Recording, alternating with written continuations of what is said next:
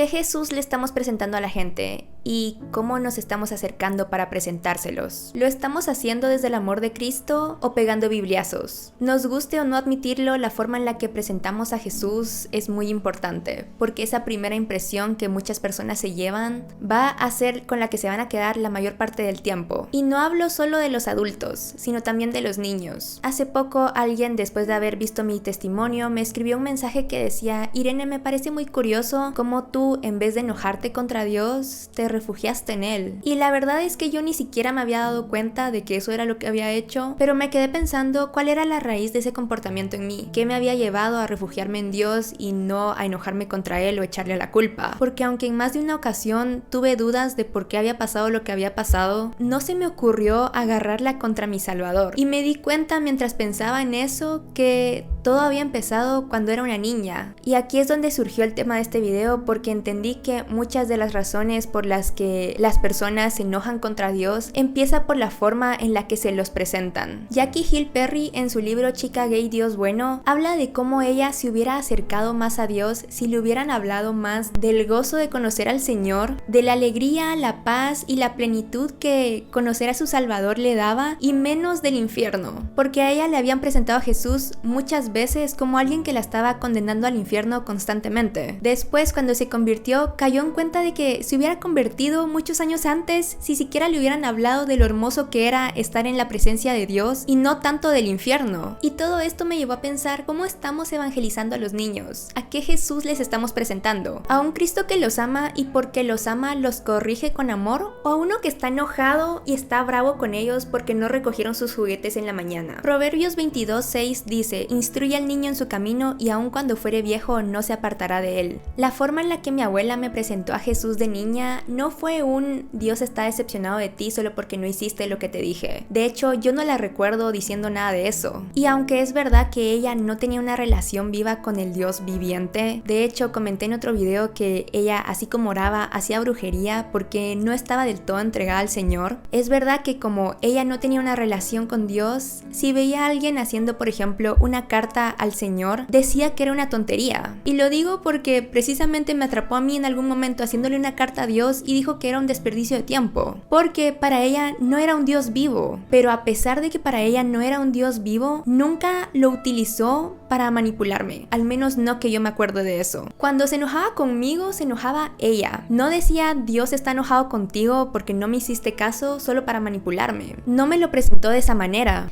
De hecho, en vez de decir Dios está enojado contigo porque no hiciste esto o porque hiciste esto, muchas veces me decía: Dios tiene un buen plan para tu vida, Dios tiene un gran plan para ti y tú puedes ser mejor que esto, tú puedes ser mejor y tú puedes ser diferente que el resto de la familia. Y aunque mi abuela capaz no se enteró, su oración fue escuchada. Y darme cuenta de todo esto me llevó a pensar que la solución temporal de muchos adultos para que los niños les hagan caso puede tener consecuencias terribles a largo plazo. Y no hablo solo de los padres, hablo también de los abuelos, de los tíos, de los hermanos mayores. ¿Cuántos utilizan a Dios como excusa o como soborno para que los niños les obedezcan? Dicen cosas como: si no me haces caso, Dios se va a enojar contigo. Si no me haces caso, Dios se va a decepcionar. O cuando ya cometieron un error, en vez de canalizar la emoción que eso les provocó a los adultos, entendiendo que es a ellos a los que les provocó eso y no a Dios, dicen cosas como: Dios está decepcionado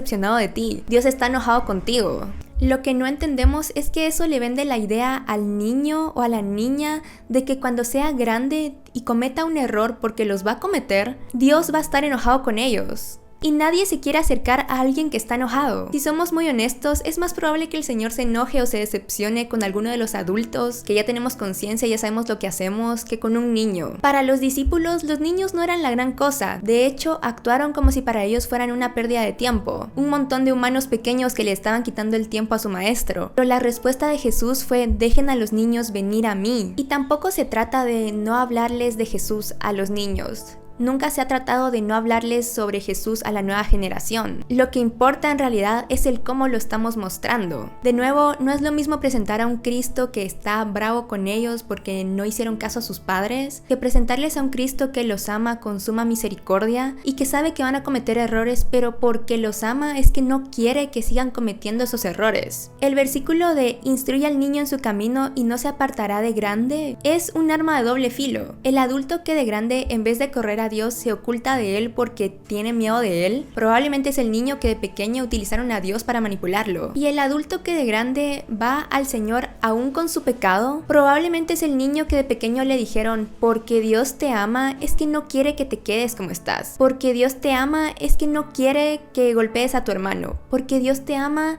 es que no quiere que te quedes en tu pecado. Y claro, el extremo contrario es hacerles creer de pequeños que todo es culpa de Dios porque los adultos no quieren admitir su propia culpa. Hace unos años pensé que Dios estaba enojado conmigo mientras pecaba, pero cuando decidí que ya no quería seguir pecando, nunca pensé que si me acercaba a Él no me iba a recibir. Pero hoy en día me doy cuenta de que gran parte de ese pensamiento fue porque nunca me mostraron a Dios como alguien que me iba a dar la espalda solo porque no le había hecho caso desde un inicio. Pero también está el extremo contrario en la crianza, y es hacerles creer a los niños que todo lo que les pasa es culpa de Dios. Y eso es grave, por no decir que regularmente viene de dos raíces. La primera es la ignorancia. Los padres genuinamente creen que todo es culpa de Dios, entonces eso es lo que les enseñan a sus hijos. Y la segunda es la irresponsabilidad. Como yo soy un adulto y sé que cometo errores, pero no quiero hacerme responsable de eso, es más fácil echarle la culpa a Dios. Así que el niño pequeño va a crecer pensando que todo lo bueno y lo malo que le pase es culpa de Dios, cuando en realidad no es así. La verdad es que vivimos en un mundo caído,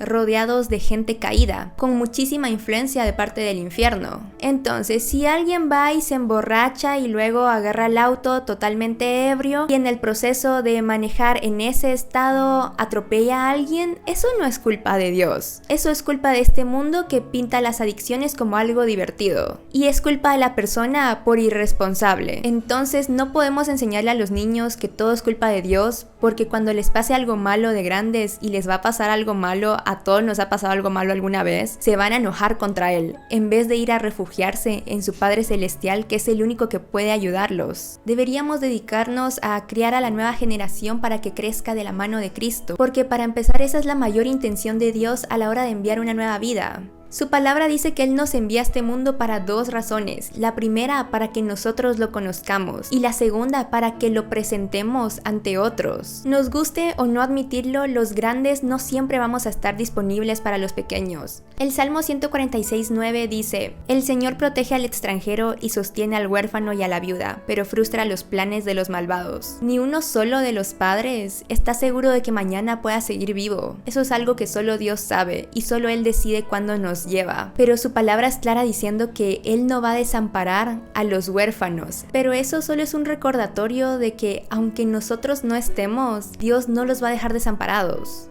Así que qué mejor que enseñarles a amar y a buscar a aquel que siempre va a estar disponible y que siempre los va a amar y que nunca, jamás, aunque no haya nadie físicamente alrededor de ellos, no los va a abandonar. No solo porque tarde que temprano vamos a dejar este cuerpo y vamos a volver al cielo, sino porque de forma genuina no podemos estar 24/7 presentes de forma física en la vida de alguien. De muy niños, tal vez, pero esos niños van a crecer y conforme crezcan se van a hacer más independientes. Y las cosas que de por sí nunca están en nuestro control, se nos van a salir incluso más de las manos. Pero aunque ese niño o niña de ahorita después se convierta en un adolescente rebelde o en un adulto problemático, el que siempre va a estar ahí para ellos es Dios. El que siempre los va a amar, los va a recibir y va a poder ayudarlos en cualquier instante de su vida es Él. Precisamente por eso, el mayor legado que podemos dejarles a las siguientes generaciones es presentarles al Cristo vivo que las Escrituras nos muestran,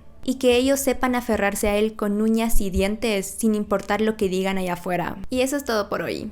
Bye.